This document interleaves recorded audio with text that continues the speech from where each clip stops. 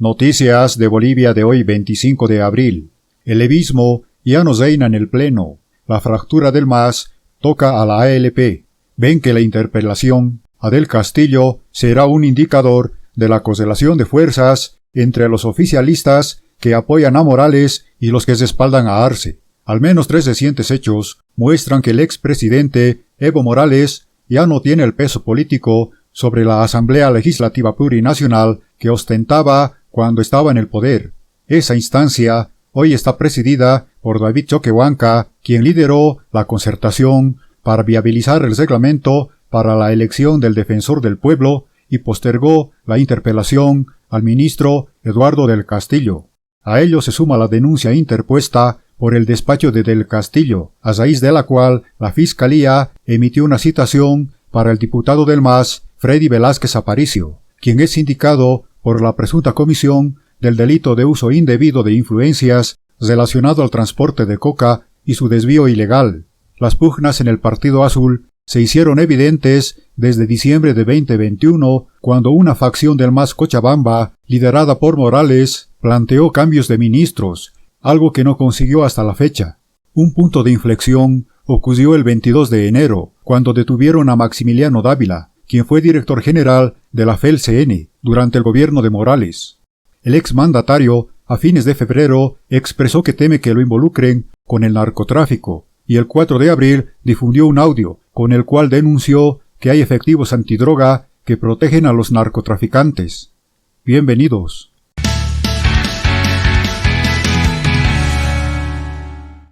Noticias de Bolivia de hoy. La Comisión Económica se ha reunido en representación del gobierno con los trabajadores de la Central Obrera Boliviana para analizar el tema del incremento salarial. Los trabajadores han manifestado que van a ser flexibles, pero que sí o sí tiene que haber un incremento salarial. Como se tenía previsto, esta jornada se desarrolla la reunión entre la Comisión Económica de la Central Obrera Boliviana y el Ministerio de Economía para recibir la contrapropuesta del gobierno en torno al incremento salarial. El día de hoy precisamente el Ministerio nos va a dar la respuesta correspondiente y esperamos que sea favorable para todos los trabajadores de acuerdo a lo que ha solicitado la Central Obrera Boliviana. La propuesta de la COP es del 7 y 10% de incremento, sin embargo aseguran que serán flexibles, pero que sí o sí debe haber un incremento salarial a esta gestión. Tenemos que cuidar lo que es la estabilidad laboral, tenemos que cuidar lo que es la economía del país y tomando en cuenta estos aspectos va a haber una flexibilidad. Tenemos que consensuar por el bien de todos los trabajadores del país. Ratifican que su pedido es solo una reposición a la situación difícil que vivió el país durante la pandemia. Pese a que ha sufrido también un incremento a la canasta familiar, sopesando todas esas situaciones, nosotros hemos sido también responsables en su momento. Ahora lo que pedimos es una reposición a la pérdida del poder adquisitivo. Volvemos a hablar del incremento salarial y es que los microempresarios piden que se haga o se realice un estudio de su sector. Ellos dicen no estamos en condiciones de hablar de un incremento.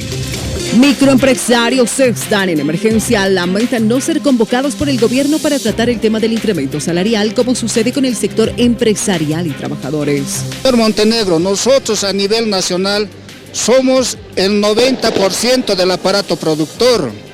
Generábamos el 83% de la mano de obra laboral. ¿Por qué este sector tan importante dentro de la economía nacional no somos tomados en cuenta? Lamentablemente, para el gobierno siempre hemos sido la quinta rueda del carro. Exigen que el gobierno realice un estudio para verificar la situación económica del sector microempresarial del país. Ratifican que no están en condiciones de un incremento salarial. He estado todo este tiempo mandando cartas para tocar este tema con economía, enfocar cómo está en este momento el artesano, el micro y el pequeño productor. ¿Por qué no podemos en estos momentos hablar de una alza salarial, de una nivelación, peor aún de un doble aguinaldo?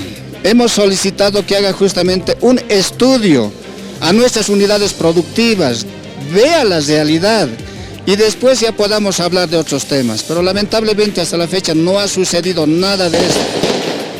Esta tarde sostendrán un ampliado de emergencia para asumir acciones. Sobre los operadores de justicia, fiscales y jueces, sobre el caso del Fondo Indígena, que ha destapado esta retardación de justicia. Un ex juez, el doctor Roger Valverde, sugiere sanciones para fiscales y jueces por haber retardado 7 años este caso. 180 procesos enfrenta a la exdirectora del Fondo Indígena, Elvira Parra, acusada por los delitos de conducta antieconómica, incumplimiento de deberes y contratos lesivos del Estado. Lamentamos, ¿no?, a ver que la justicia está pisoteando sus derechos, está conculcando el derecho a la vida. Como ocurrió con Marco Aramayo, las investigaciones no concluyeron, no se llegó a determinar responsabilidades y ya son 7 años con detención preventiva.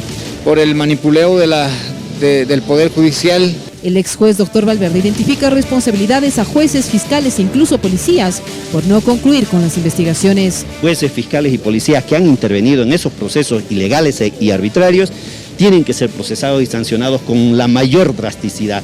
Todo lo sucedido con el caso Fondo Indígena y supuestos responsables no llegó a buen puerto y hoy se lamentan pérdidas, según el doctor Valverde. Se constituye en un anticipo de condena. Imagínese una persona que esté detenida más de 7 años, eso es una aberración jurídica. Elvira Parra está en la cárcel desde el mes de marzo del 2015. Hasta ahora tiene 180 procesos con querellas penales, de los cuales 17 ya fueron cautelados, algunos con resoluciones de libertad pura y simple y sobreseídos. Sin embargo, no puede dejar la prisión porque siguen sumando los procesos. Y la senadora por Comunidad Ciudadana, hablamos de Cecilia Requena, ha calificado como trágico el hecho de que la policía, la institución del orden, haya sido perforada por la delincuencia y el narcotráfico. Es una tragedia para este país que precisamente aquellos que están ahí para cuidarnos sean los que están coludidos con el crimen. Senadora califica de tragedia que la policía haya sido infiltrada por la delincuencia y el narcotráfico. Es lo mismo que el sistema judicial, que debería impartir justicia y es el primero en impartir injusticia. Esto es dramático y Bolivia necesita la reforma de justicia. En menos de una semana, policías fueron identificados en un asalto a un empresario soyero en Santa Cruz y otros efectivos fueron vinculados en un volteo de droga en el Beni. Es tremendo verlo, porque el daño que se le hace a la institucionalidad y a la convivencia democrática en un país es enorme. Requena exige una urgente reestructuración desde la cabeza al interior de la institución del orden. Remarcar la necesidad de trabajar hacia adelante, porque así como estamos es un verdadero desastre. Las investigaciones sobre el Fondo Indígena. Recuerden ustedes que la exdirectora y fundadora del Fondioc, Elvira Parra, se encuentra también aprehendida con detención preventiva hace 7 años. La defensora del pueblo en las últimas horas ha denunciado al Ministerio Público de negar y sesgar información.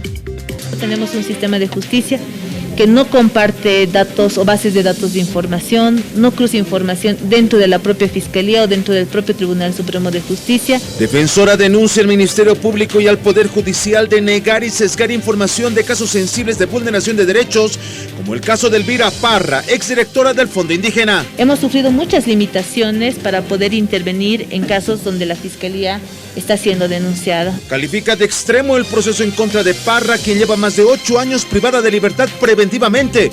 Pedirán una auditoría a la salud de la detenida. Hemos pedido que se establezcan responsabilidades de los fiscales que hubiesen intervenido en las causas en cuanto al incumplimiento de plazos, en cuanto a la falta de medidas que disminuyan la afectación a la salud en los dos casos, tanto de Parra como en el de Aramayo. Cruz envió una solicitud a la Asamblea Legislativa para cambiar el ordenamiento jurídico del Ministerio Público ante un marcado sesgo, restricción y negativa a la información. Hay una falta de transparencia en este tipo de actuaciones. Ustedes mismos, al momento de solicitar información a fiscales, no se puede conseguir con amplitud de estas. Lo mismo ocurre con la Defensoría del Pueblo. Creemos que hay que hacer una modificación legislativa.